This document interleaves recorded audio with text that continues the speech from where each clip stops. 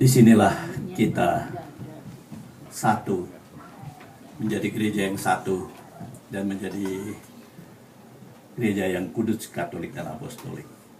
Saya sungguh bersyukur kalau malam hari ini benar-benar Tuhan telah berbicara melalui gembala kita untuk kita supaya bisa satu.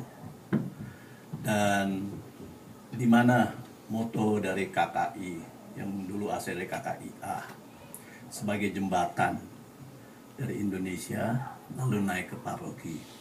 Betul kalau itu begitu ya? Tidak duduk-duduk terus di situ.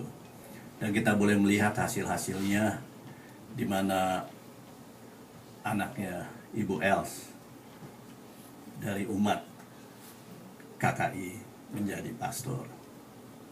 Lalu Deacon Philip dari umat menjadi diakon di situ ya. Jadi semua bertumbuh. Dan saya tahu sangat-sangat sulit untuk kita bisa bertumbuh.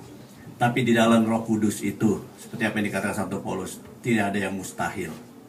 Bersyukurlah di dalam komunitas Indonesia ini. Apapun jalan, ada kekecewaan, ada amukan, ada marahan, ada ini itu segala apa. Tapi di dalam Roh Kudus tetap Anda bisa satu di situ. Saya melihat yang tidak tahan keluar. Dia pikir, wah, pindah ke gereja lain. Pada waktu itu disanjung, tapi setelah itu tidak berkembang, jatuh. Teman-teman semuanya, bertumbuhlah di dalam KKI ini. Susah, pahit, angin, gosip apapun juga, itu untuk menguji kekuatan kita. Tanda kesatuan Katolik. Saya ingin menyatakan pada Anda, 15 tahun di dalam KKI sudah cukup bertumbuh, dan Tuhan memberikan kekuatan, dan Tuhan telah memanggil saya untuk melepaskan KKI komunitas. Karena Tuhan sudah memanggil saya untuk masuk menjadi diakon.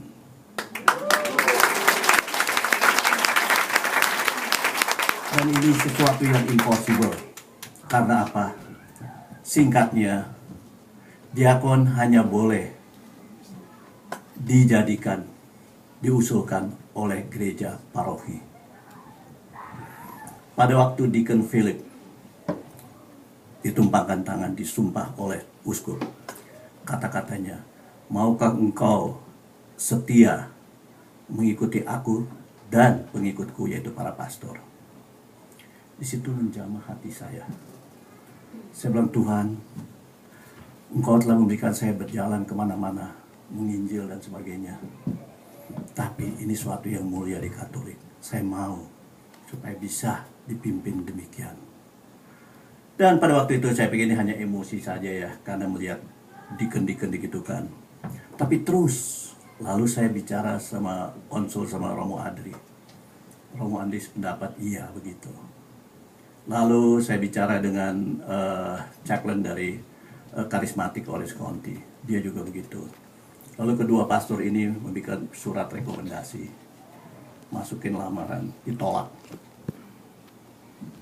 Dan dikatakan bahwa untuk menjadi deacon itu harus dicalonkan dari gereja paroki.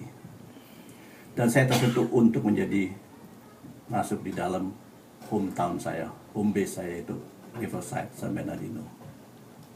Singkat ceritanya, saya pikir sudah nggak ini ya di situ.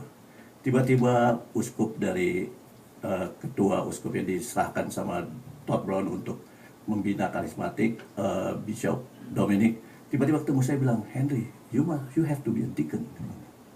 Saya bilang, saya udah pergi lalu ditolak. Why didn't you tell me? I can tell to Bishop Barn, begitu. Tapi singkatnya semua udah nggak ini.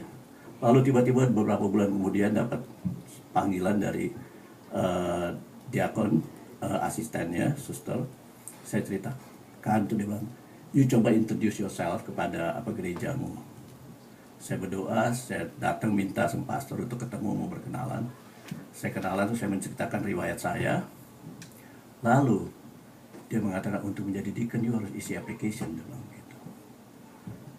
Terus saya bilang, saya ada application-nya. Dia lihat, you want me to sign this, to sponsor you? Saya bilang, well, if you want. Dia sign, terus dia bilang, you make a check 1/3 and 1/3 for my paroki, and then 1/3 for the diocese. I will submit it to the diocese by Monday, dia bilang gitu. Itu satu hal. Lalu saya tanya sama diakon, untuk apa sekolah itu dan batas maksimum untuk jadi diakon itu umur berapa? Dia bilang 62. 62. Harus 3 tahun sekolah. Saya bilang saya September ini 60 umurnya. Masih bisa. Enggak, saya nggak mau. Sebenarnya saya nggak mau wasting my time gitu ya. Kan ini 3 tahun, sedangkan ini baru 2 tahun. Henry, you take the course in October, 6 months, and then another course, 62 you will be. Dia bilang begitu. Ini sudah suatu Tuhan punya, bukan saya di situ ya. Saya tidak mungkin